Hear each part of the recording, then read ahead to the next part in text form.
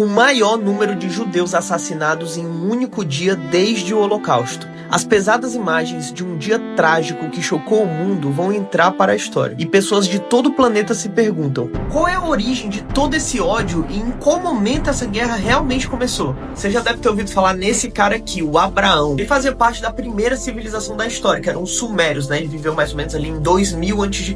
E de acordo com a sua crença, o próprio Deus prometeu a ele e aos seus descendentes, os chamados hebreus, uma terra prometida chamada Canaã, hoje conhecida como Israel. Nos séculos seguintes, o povo hebreu teve anos bem turbulentos, né? Eles foram escravizados no Egito, que teve até o Moisés libertando todo mundo, abrindo o Mar Vermelho. E a terra dos hebreus, Israel, Canaã, foi invadida por assírios, por babilônicos, por gregos de Alexandre o Grande e depois o Império Romano. Foram inclusive os romanos que destruíram o segundo templo de Salomão, que era um dos descendentes de Abraão. O que sobrou desse templo hoje é chamado de Muro das Lamentações, que é um lugar sagrado em Jerusalém para os judeus. Com esses romanos tocando terror aqui em Canaã, Israel, agora chamada de Judéia, os judeus começam a fugir para várias partes do mundo, né? A chamada diáspora judaica. Vão vir muito aqui pro lado da Europa, começam a prosperar por lá e só vão sair de lá quase 2000 anos depois, quando um cara de bigode aparecer e criar um dos episódios mais trágicos da história desse povo. Só que quando eles saíram de Israel, lá em 70 depois de Cristo, outros povos passaram a ocupar aqui, dentre eles persas e árabes. O povo árabe era descendente de outro filho também do Abraão, chamado Ismael.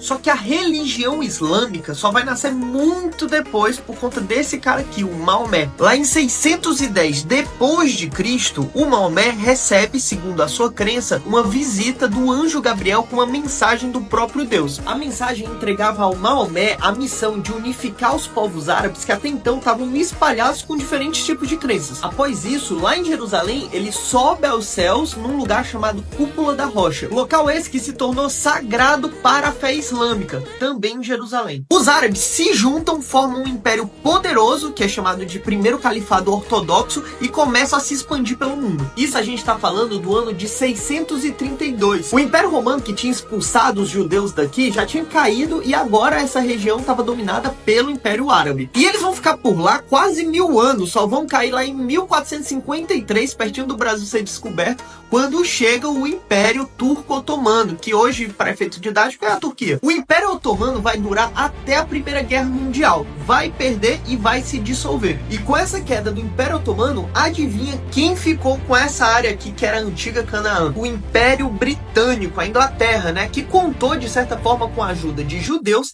e árabes para ganhar a guerra. Nesse momento, lá em 1917, na Europa estava crescendo vários movimentos anti-judeus, né, antissemita, e a Inglaterra deu um importante passo assinando a chamada Declaração de Balfour, que apoiava a criação de um lar nacional judeu na região da Palestina. Então, nas décadas seguintes, milhares de judeus, inclusive fugindo depois do Holocausto da Segunda Guerra, começam a voltar para a Terra Santa, que nesse momento estava ocupada por árabes. Ao final da Segunda Guerra, lá em 1945, o mundo descobre que pelo menos 6 milhões de judeus morreram em campos de concentração. Ficou mais claro do que nunca a importância da existência de um Estado judeu, e a Inglaterra, que saiu completamente quebrada da Segunda Guerra, entrega a administração da Palestina para a recém-criado Liga das Nações, que atualmente é a ONU. E aqui, a tensão entre os dois povos começa a se elevar, uma vez que é uma terra sagrada para as duas religiões. Então a ONU propôs um plano para dividir entre Estado árabe e judeu, deixando Jerusalém em um regime especial. Os judeus toparam, mas os palestinos não estavam dispostos a ceder um território que eles estavam há tanto tempo. Então, em 1948, esse judeu aqui, o David Ben-Gurion, proclama a criação do Estado de Israel, despertando a ira de 5 países árabes vizinhos que no dia seguinte à sua criação declararam guerra contra o Estado de Israel. Após um ano de guerra, Israel vence o conflito e mais de 750 palestinos se tornam refugiados, ficam sem um país. Hoje estima-se que são 5 milhões de refugiados, filhos e netos desses 750 mil. E aí imagina o ódio que esses caras crescem alimentando há gerações. Essa data do êxodo palestino é chamada de Nakba, que significa destruição, catástrofe, e é marcada exatamente no dia da criação do Estado de Israel. Esse foi apenas o primeiro de uma série de conflitos sangrentos que já duram mais de 70 anos. Óbvio que isso é apenas um resumo. Essa é uma situação extremamente complexa que, infelizmente, hoje, assim como tudo, tem sido tratado como briga de ideologia política. Mas é uma triste história de dois povos que lá atrás só buscavam o que eu e você buscamos todos os dias: